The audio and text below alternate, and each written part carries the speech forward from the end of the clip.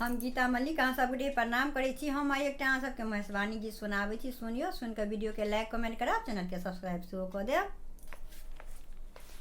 हमरा भोला के संगे, हमरा भोला के संगे जाय दे गे माय, विदा कऽ दे गे माय।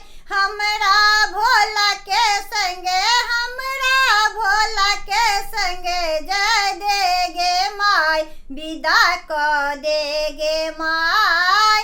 कते दिन तू रखबे बेटी जमाय, विदा कऽ दे गे माय। कते दिन तू रखबे बेटी जमाय, विदा कऽ दे गे माय। ब्याहल बेटी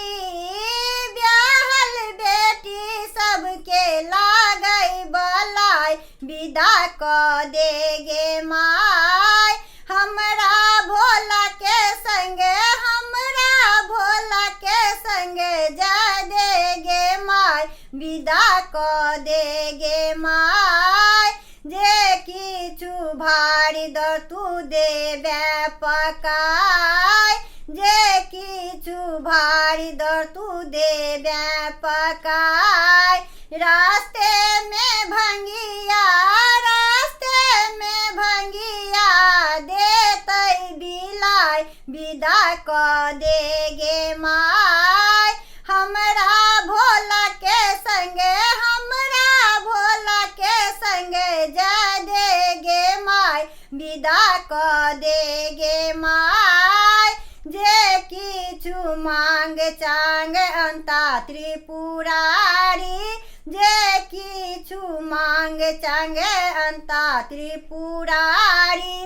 ओही में खाएब, ओतबे में खाएब, शिव के खुआब, विदा कऽ दे गे माय। हमरा भोला के संगे, हमरा भोला के संगे जाय दे गे माय, विदा कऽ दे गे माय।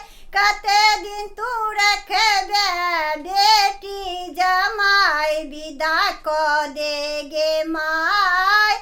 हमरा भोला के संगे, हमरा भोला के संगे जाय दे गे माय, विदा कऽ दे गे माय।